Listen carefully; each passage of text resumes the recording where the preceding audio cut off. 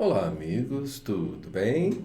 Estamos aqui para mais uma aula de filosofia sobre a Nancy Fraser. Nós estamos trabalhando com a filósofa Nancy Fraser, né, dos 5 filósofos para o vestibular da UFPR desse ano.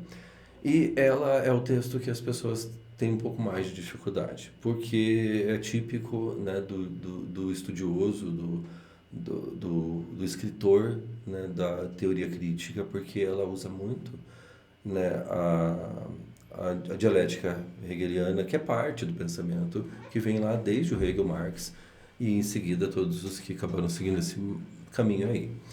E ela também, né, tem esse texto, ele foi publicado em periódicos e ele também era para o acesso, né, para pessoas assim, que não eram acadêmicos em si, né, necessariamente. Então ele acaba sendo um pouco mais fácil do que outros textos, se você compara com o texto do ano passado, que era dela também, a única que ficou, porém trocaram um texto para um pouco mais fácil de ler, porém não menos importante, né? Na verdade, ele é ultra importante e o assunto é muito, muito, muito próximo. Né? Muito do que se aprendeu nas aulas anteriores, no ano passado, acaba ajudando muito agora, nesse momento. Então, vamos começar com a nossa aula. Eu sou o professor Johnny Tokarski. Estamos iniciando, então, nesse momento, a nossa aula sobre a Nancy Fraser, que aí com o texto Reconhecimento sem Ética. Né? Nancy Fraser era uma filósofa contemporânea do século XX, né? E ela viveu justamente o período do século XX muito conturbado pós Segunda Guerra Mundial ali, que foi o embate das duas grandes potências da época chamada de Guerra Fria, né? Do bloco, né, socialista soviético, né? Com a ideologia comunista e tal, né? Com essa inclinação, né? E o bloco liderado pelos Estados Unidos, o bloco capitalista, né? O que acabava equilibrando um pouco o poder no mundo, que não tinha como um ou outro ir tão longe, né? Acabava sendo uma coisa que ela considerou muito, muito difícil, claro, mas muito menos mal do que viria depois da queda do Muro de Berlim, né? Do fim, então, da União Soviética, quando ela vira Federação Russa, né? Mais tarde que ela vai ser chamada apenas de Rússia novamente, como era no passado. O texto que vocês precisam ler, ele foi disponibilizado pela própria FPR no edital. Então, o que eu fiz foi pegar o texto, trazer ele para cá.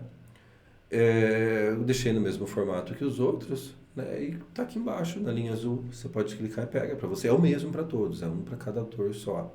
Até os outros, o Edu Krenak e o David Wallace, já estão lá nas aulas introdutórias. Na Nancy Fraser, nós temos 10 capítulos, né? Só que eles são menores.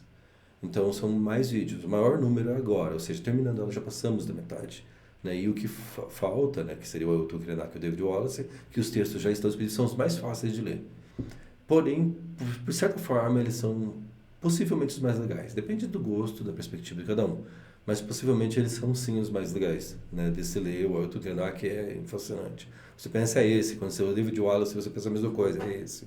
Né? Não se desfazendo dos anteriores. Né? Eu acho que o que fica um pouco atrás aqui, apesar de ter toda essa grande importância histórica, é o Hobbes. Né? Mas que ele não está falando necessariamente, para quem está puxando o peixinho dele já para o lado daquela ditadura que ele quer implantar, o absolutismo lá, né? Só que ele está falando da questão do conhecimento, de como nós adquirimos os sentidos. Apesar dele fazer isso, não é isso, não é de política que ele está falando. Ele também justifica da natureza humana porque ele vai levar para isso. Né? Mas o Leviatã não é um texto apenas de política, de todo o universo. Porém, né, o texto da Nancy Fraser é esse daqui, né, na periódico Lua Nova, revista de cultura e de política, né, da editora SEDEC de 2007.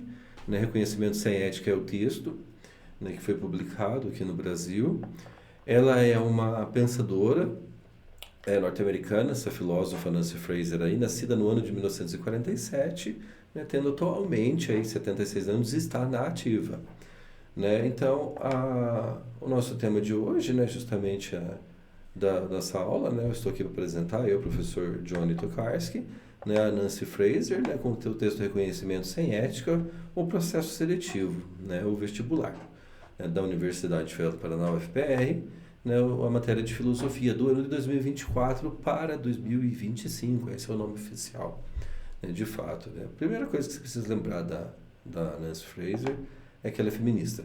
Né? Ela é feminista e esse é o paradigma que ela utiliza para falar de toda a diversidade humana, né? Da sua própria condição de mulher no mundo.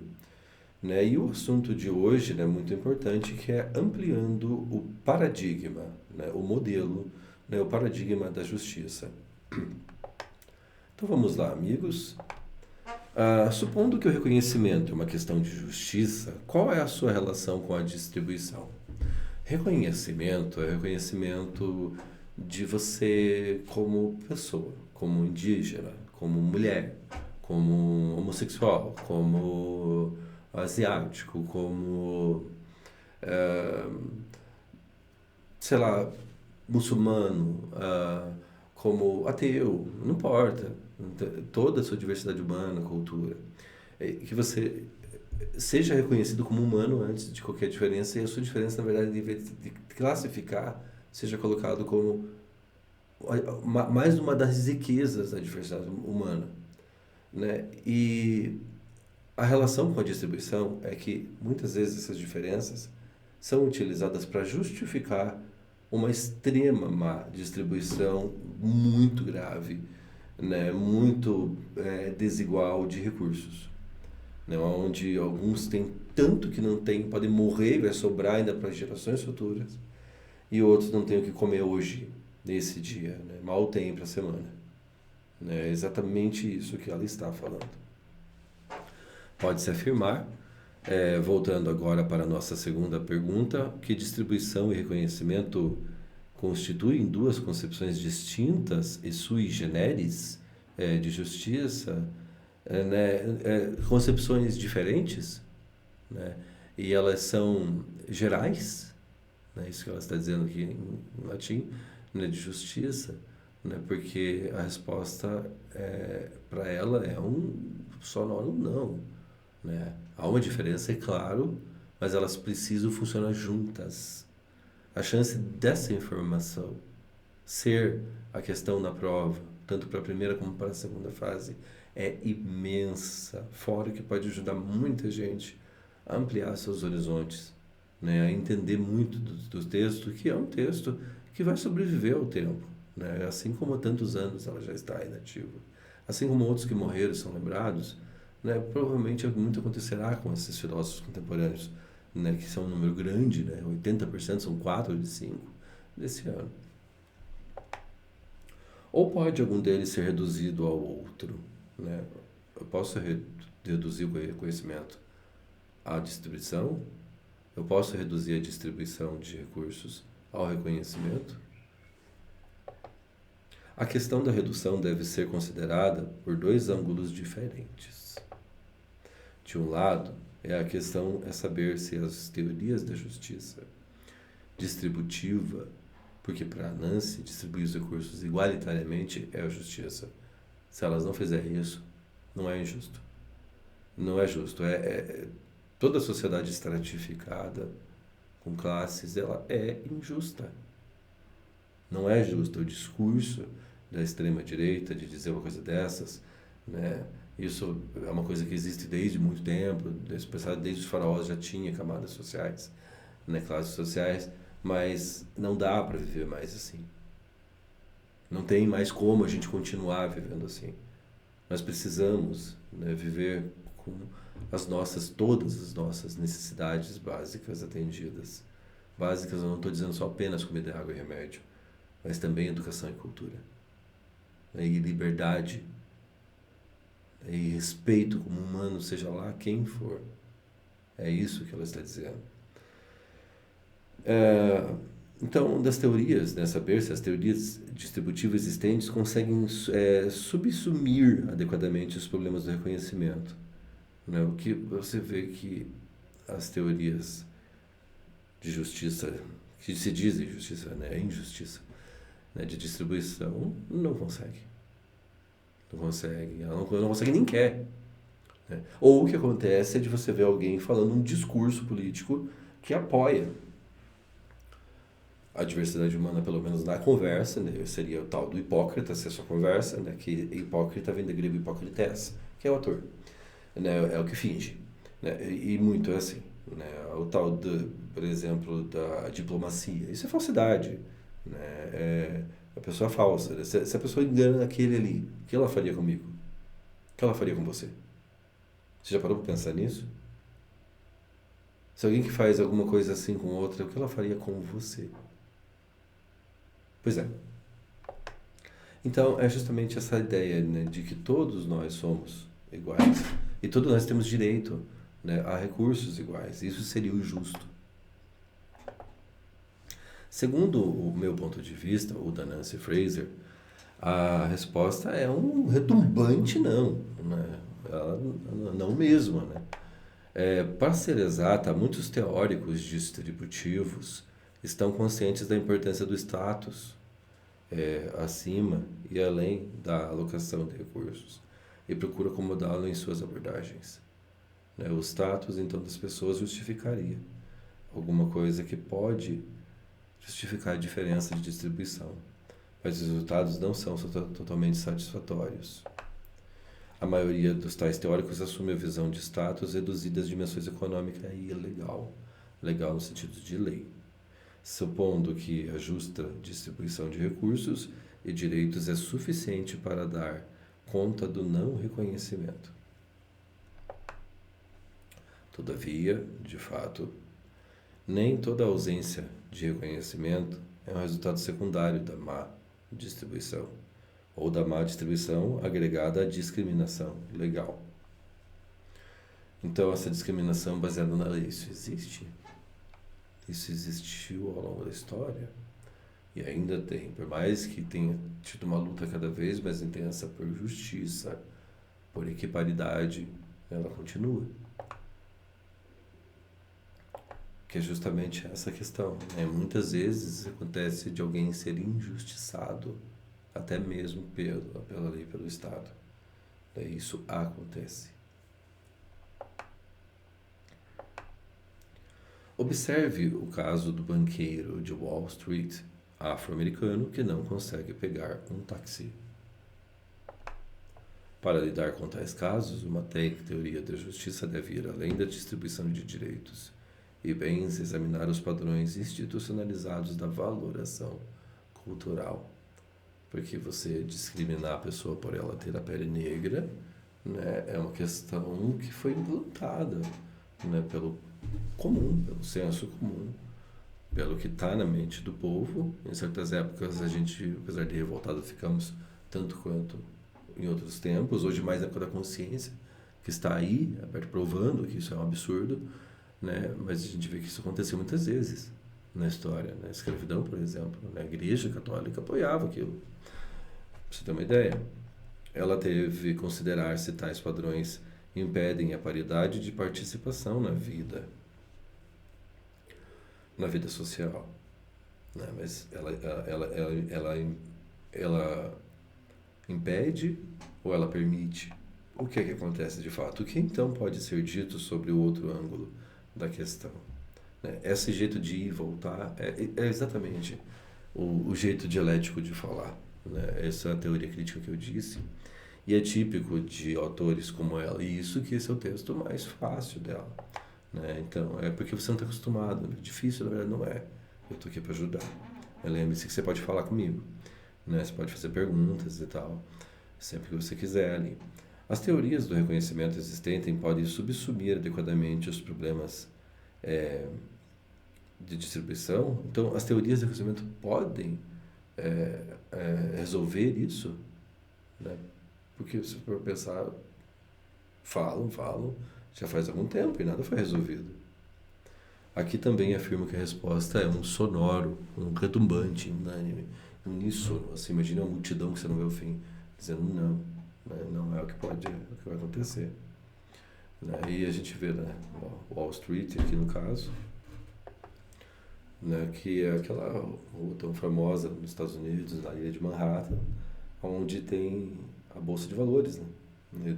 De lá, muito famosa. Vejo alguém que trabalha lá, por ser negro não conseguia pegar um táxi, né, por preconceito racial, que nos Estados Unidos é mais forte ainda do que aqui. Né? Aqui o troço é feio, lá é pior ainda. Para ser exata, alguns teóricos do reconhecimento estão conscientes da importância da igualdade econômica e procuram acomodá-la em suas abordagens. Então, eles sempre falam disso, mas falar sem fazer não adianta. Quem disse isso? Não foi uma coisa de bordão, não é uma coisa da moda, foi o Marx. O Marx foi a pessoa que disse isso. Todas as pessoas que vêm desse pensamento acham que a filosofia deve ser aplicada à mudança do mundo prático, político, a nossa relação agora, hoje eu quero saber da semana que vem, eu quero saber do fim do ano, eu quero saber da minha vida, da vida da minha família. Porém, mais uma vez, os resultados não são totalmente satisfatórios. Axel Honneth, por exemplo, assume uma visão culturalista, reducionista, da distribuição, supondo que todas as desigualdades econômicas estão enraizadas na ordem cultural que privilegia algumas formas de trabalho em detrimento de outras. Ele acredita que a alteração dessa ordem cultural é suficiente para prevenir todo tipo de má distribuição. De fato, entretanto, nem toda má distribuição é um subproduto do não reconhecimento. Exatamente essa situação aqui, onde você vê pessoas morando no lixo, De onde será que vem esse lixo, Isso é apenas um desenho, mas em qualquer lugar do mundo. Um tanto de lixo desse só pode ter vindo do lugar que provavelmente é aquela cidade lá atrás. Eles não parecem ser moradores de lá. São pessoas que vivem no lixo, enquanto outras vivem em palácios que produzem o lixo. Como que você pode justificar esse tipo de situação de vida no mundo? Isso tá errado. O Brasil é um grande exemplo dessa situação aqui gravíssima. Isso é totalmente errado. Veja o caso do homem branco, trabalhador industrial especializado, que fica desempregado em virtude do fechamento da fábrica que trabalha devido a uma fusão corporativa e especulativa. Então, há uma fusão de corporação, que pensam justamente em beneficiar a si próprios, e ele acaba ficando desempregado. Nesse caso, a injustiça da má distribuição tem pouco a ver com o não reconhecimento. Não é por causa disso, porque ele se encaixa no grupo que já faz muito tempo, no âmbito histórico e já no passado, já era colocado como uma posição de vantagem. Não é que ele é menos, é que nós precisamos de políticas que ajudem aos outros gêneros, a mulher, o homossexual e todas as outras direções possíveis, culturas, de raças, e é essa a questão. Veja, muitas vezes a injustiça, o problema acaba acontecendo com todo mundo. O mal que um causa, a pessoa se sente, acho que numa posição que nunca vai atingir ela, pode se voltar contra você. O Nietzsche tem uma frase muito profunda que ele diz, cuidado ao lidar com monstros, para não se tornar também um monstro. Pois quando se olha muito tempo para o abismo também olha para você. Ela é muito mais uma consequência dos imperativos intrínsecos. É intrínseco que está dentro. Imperativo é aquilo que impera, aquilo que determina uma direção. Intrínseco que está dentro de você, é como o calor e a luz é intrínseco ao fogo. Há uma ordem de relações econômicas especializadas cuja a raison d'être, a razão do outro, é a acumulação de lucros. Então, o que importa é isso, o resto que você dane. Para lidar com tais casos, uma teoria da justiça deve ir além dos padrões de valoração cultural e examinar a estrutura do capitalismo. Que é exatamente o que a gente vê aqui.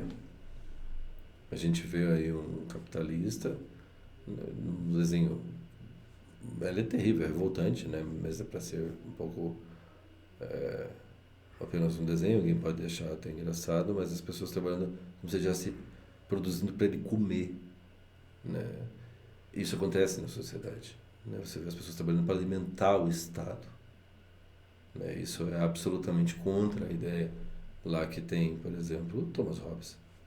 Isso é absurda, né? Jamais uma coisa dessas, né? Apesar de não aparecer naquele trecho do texto, né, vai aparecer nos capítulos que não precisa aparecer no futuro, né? Ele é o maior, né, o principal teórico aí dessa questão aí de ter uma sociedade que é comandada por uma pessoa só e todo mundo não passa apenas de uma célula do corpo, né? Você não tem liberdade nenhuma. É isso mesmo. É tão radical assim. Ela deve considerar se os mecanismos econômicos que são relativamente dissociados das estruturas de prestígio e que operam de um modo relativamente impessoal impedem a paridade de participação na vida social. Os mecanismos econômicos permitem, impedem, né, que as pessoas participem da vida social de forma justa, porque é justo deixar uma criança passar fome. Se for pensar no merecimento, então nunca é justo, assim como precisa tirar do outro. Mas não é justo que um tenha tanto e para ele ter tanto precise que os outros não tenham. Isso é errado. Isso é errado. A gente acabou de ver agora a criminalização da maconha acontecendo um tempo atrás, da descriminalização recente, né, como sendo um tema importante a se conversar, mas muito maior do que isso se você pensar na criminalização que você podia fazer, já que você quer criminalizar alguma coisa, desse não reconhecimento da má distribuição. Se pensar bem, isso deveria ser a base de todos os povos que deixariam de ser sociedades, então, para se tornar comunidades. Exatamente o que diz a Marilena Chauí. Em geral, então, nem os teóricos da distribuição, nem os teóricos do reconhecimento tiveram, até agora, sucesso em subsumir adequadamente a preocupação dos outros. Eles não funcionam. Eles não funcionam juntos, o único jeito é se juntar os dois.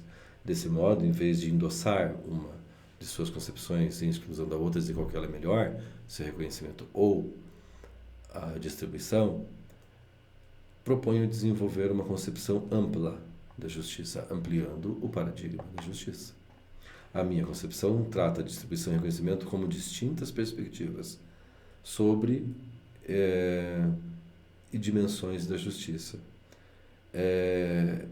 Então, sobre justiça, são distintas, são diferentes, uma não supre a outra. São dimensões dela.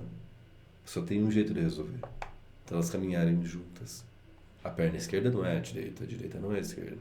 Mas para andar precisa das duas.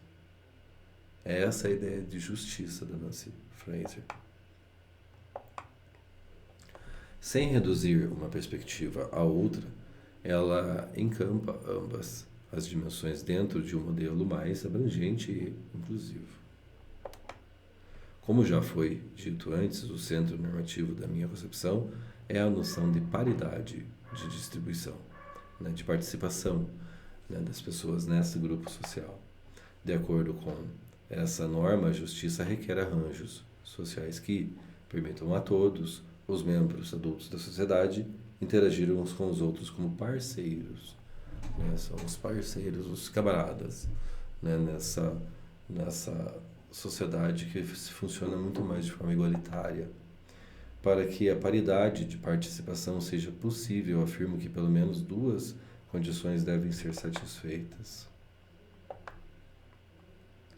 Essa paridade de participação, por exemplo, entre a mulher e o homem, eles devem ser vistos como diferentes, porém iguais como pessoas.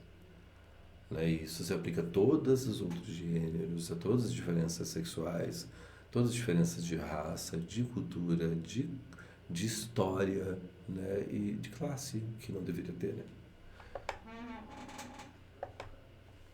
Primeiro, a distribuição dos recursos materiais deve dar-se de modo que assegure a independência e voz a cada participante. Essa eu denomino a condição objetiva da paridade participativa, onde cada um pode falar, tem o seu lugar de fala, como diz a nossa extraordinária filósofa brasileira, Djamila Ribeiro. Ela exclui formas e níveis de desigualdade material e dependência econômica que impedem a paridade de participação. Desse modo, são excluídos os arranjos sociais feitos que fazem do mundo de classes, que institucionalizam a privação, a exploração e as grandes disparidades de riqueza, renda, tempo livre, negando assim a algumas pessoas os meios e as oportunidades de interagir com outros como parceiros. Como é que vai ser parceiro se não desigual, né? Não dá para fazer isso, né? Como é que o súdito do rei, que limpa a latrina do rei, vai chegar para o rei e falar de igual para igual? Né? É isso que essa sociedade injusta faz com as pessoas. É exatamente isso aqui. Como é que vai se relacionar igual? No cemitério ou no hospital no sentido de estar morrendo? É a mesma coisa. A gente vê isso sendo provado pela Covid. Você acha que aquelas pessoas têm mais chance de se infectar com a Covid ou os que moram aqui? Quem tem mais chance de distanciamento social? Olha lá as casas deles. Não tem como. É injusto. Quantos bebês moram lá? Quantos bebês moram aqui? Tá errado. Isso é grave. Ao contrário, a segunda condição requer que os padrões institucionalizados de valoração cultural expressem igual respeito a todos os participantes, que assegurem igual oportunidade para alcançar a estima social, que todos possam participar disso. Essa eu denomino condição intersubjetiva. Eu dentro, falando com você dentro aí, né? Duas pessoas nessa conversa, nossa relação, nosso respeito mútuo, intersubjetivo, né? Que é cada um de nós. De paridade participativa, que podemos então ser exatamente a ideia que se teria então, mas não se aplica, não funciona, ela não é o que disse, né, da democracia. A democracia só pode funcionar dessa maneira. Ela exclui normas institucionalizadas que sistematicamente depreciam algumas categorias de pessoas e as características associadas a ela, e elas acabam institucionalizando, tornando isso parte da cultura, parte do Estado, parte da norma, né, para separar justamente os grupos sociais. Aí, nesse sentido, são excluídos os padrões institucionalizados de valores que negam a algumas pessoas a condição de primeiros parceiros integrais da interação, seja sobrecarregando-os com excessiva atribuição de diferença, seja falhando em reconhecer o que lhes é distintivo. É o que faz ele ser ele, ela ser ela. Justamente isso, né? Aqui a gente vê que parece que um está dando a mão para a outra, né? Mas por que não podia ser o contrário, né? Ou melhor, porque não podiam ser iguais, de mãos dadas, e não apenas só esses dois, mas todas as outras cores aqui junto. Por isso o arco-íris é o símbolo. Por causa da diversidade, é o símbolo da diversidade, né? Então eu adoto como meu símbolo também, o arco-íris nesse sentido.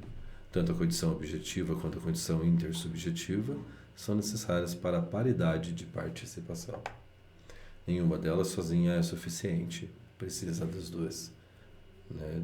Da condição de fato minha física e também subjetiva, intersubjetiva da minha relação com você, com ela, com ele, com ela, e assim vai. A condição objetiva focaliza preocupações tradicionalmente associadas com a teoria da justiça distributiva, especialmente preocupações relacionadas à estrutura econômica da sociedade e às diferenças de classes economicamente definidas.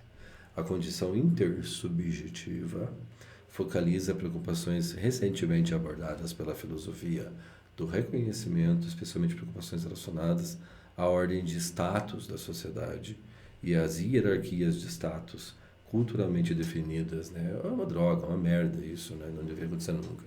Essa hierarquização, né? De todo o mundo, né? Da cultura onde muitas vezes a pessoa até se coloca numa posição contra, mas acaba por ter que sobreviver, ter que praticar isso também, né? Ter que fazer isso também, porque senão não sobrevive nesse mundo, né? Ou seja, virou uma doença que se espalhou, né? A cura é a solução que ela está indicando. A primeira a indicar essa direção aí no nosso período contemporâneo foi o Karl Marx, né? Mesmo que fez isso, né? Mas muitos outros também vêm a ajudar, né? Principalmente os filósofos, não os políticos, né? Esse é um problema sério, né? Porque o problema da política é justamente a corrupção e a hipocrisia, né? Que é demais. Mesmo quando é um discurso moralista, muitas vezes ela está velando muito mais ainda do que qualquer tipo de coisa que se pode dizer que é certo, moral ou bem. Né? Na verdade, quanto mais regras, quanto mais moral, quanto mais hierarquização, mais esconde que ali é onde mais tem problemas. Né? Isso que sempre acontece no nosso mundo. Né? Então, e essa intersubjetividade, então, do mundo ao redor de tudo e todo mundo podendo fazer. E sendo ser humano, ser livre, fazendo as coisas que deseja, que precisa, né? Que quer fazer para poder viver, não sobreviver. Dessa forma, uma concepção ampla de justiça é orientada pela norma de paridade participativa, que inclui tanto a redistribuição quanto o reconhecimento, sem reduzir um ao outro. Não pode reduzir a redistribuição ao reconhecimento e nem o reconhecimento à distribuição. Elas precisam caminhar como duas pernas juntas, como as suas, como do gigante. Imagina o tombo que o gigante cai se ele resolver as pernas dele não obedecer, mas ele, uma for certinha, a outra pro lado errado, ele não vai andar. É por isso que nós não evoluímos. Né? Na verdade, a coisa está piorando muito. Essa abordagem percorre um caminho considerável em direção à resolução do problema com o qual começamos, construindo a redistribuição, o reconhecimento como duas dimensões da justiça, mutuamente irredutíveis, e submetendo-as a uma norma deontológica, que é justamente a deontologia, né? O estudo dos deveres de cada um. Dentro de, por exemplo, é seu dever respeitar. Né? Só que, então, respeita porque deve, porque é obrigado, ou porque é o certo. Porque, segundo ela, não poderia ser pelo primeiro motivo. Por segundo, porque é o certo. Né? De paridade participativa, né? Que deveria ser um dever isso, né? É um dever, né? Que deveria e não é e nunca vai ser. É um dever que não está sendo, né? Que não, raramente é. Né? Isso é um problema. Ela posiciona ambas em um terreno comum da moralità, né? Da moralidade. Exatamente. Né? Lembrando que quanto mais moralidade, mais se esconde alguma coisa. Né? Você pode ver, por exemplo, se pegar o cristianismo. Se pegar a visão original do cristianismo, as atitudes de Jesus, como é que conseguiram enfiar o capitalismo lá dentro? Eu nunca vi uma figura tão comunista como Jesus Cristo. Ele dava o que não tinha. Como que pode uma igreja ou uma instituição se colocar acima das outras? Onde a gente vê, por exemplo, uma figura, por exemplo, do Papa Francisco, se para pensar, sendo atacado por todos os lados da igreja por pensar que as coisas têm que mudar. Primeiro, o Papa não europeu, que acha que as coisas têm que mudar, que as coisas precisavam ser mais iguais para todas, mais justas para todas, que não tem problema na união homossexual, por exemplo. Essa hierarquização, essa militarização, isso é terrível. Isso é o maior retrocesso que já teve na história, em todos os sentidos, grande e pequeno, sempre é uma coisa muito ruim. Né? Evitando-se voltar prematuramente para a ética, essa abordagem parece prometer uma rota de escape da esquizofrenia filosófica que acaba sendo crítica desse momento. Ok, o que você quer? Ou você quer distribuição ou você quer reconhecimento? Então, nenhum dos dois. Os dois. Juntos, o tempo todo. Funcionando como se fossem engrenagens do relógio, como se fossem os pés que você anda, como se fossem os teus dois olhos. É isso que ela está dizendo. E é exatamente essa a ideia da Nancy Fraser, nossa tão importante, tão polêmica, assim, tão relevante o pensamento dessa maravilhosa filósofa, a Nancy Fraser. E essa é a nossa capítulo desse momento. Estamos chegando agora na metade da obra, né? E vamos continuar com todas elas, né? No final acabar 11 aulas, são 10 da obra em si, uma introdutória. E eu queria agradecer a vocês, né, por participar do nosso canal, por fazer parte da nossa comunidade, né, cada vez crescendo mais. Né? A ideia é isso mesmo, que eu possa ajudar vocês, e quanto mais eu puder trabalhar com isso, mais eu puder viver disso, eu vou poder estar ajudando vocês. Né? Justamente, né? Minha ideia não é ficar apenas aqui, né, no estado né, do Paraná e pessoas que interessadas na FPR aqui, mas logo depois, né, terminando a Nancy Fraser, já passou da metade. Né? Os dois últimos são muito importantes, mas eles são menores. Né? Eu já vou para o Enem, aí a interesse, a intenção é chegar desde do Rio Grande do Sul, né, que tudo os ajude, que tudo de bom para o povo de lá, que tudo que está sofrendo, né, desde o que aconteceu e todas as desgraças aí que os cometeram, até o Acre, né, em todo lugar, né, e se puder ajudar o resto do mundo, eu também irei. Né? Nunca se esqueçam, amigos, a filosofia, ela é, acima de tudo, dúvida, e se não for, se ela não partir disso aqui, e para isso ela não for, alguma coisa está errada. Principalmente o fato de filosofia não ser filosofia. Né? Filosofia é não saber das coisas, é dúvida. Né? Você pode sim tentar resolver pelo pensamento filosófico, mas não doutrinador. Né? Isso é o que Hitler fez e muitos outros que eu não quero citar. Não quero porque eu passo mal. Né? Uma hora eu vou ter que fazer, né? Mas para não ter nojo, não passar mal aqui diante de vocês para todos sempre, então eu prefiro não falar. Né? Isso aqui vai ficar imortalizado aqui nesses vídeos. Amigos, eu espero tê-los ajudado, né, a todos vocês, que eu possa realmente ter contribuído para o entendimento do texto, né, e que isso ajude de fato, né, no mais importante, que é a aprovação de vocês na universidade, lá no vestibular do fim desse ano, aí, para o ano que vem. Então, amigos, por hora é isso. Então, tchau para todos e até a nossa próxima aula. Tchau, amigos. Tchau, até mais, gente.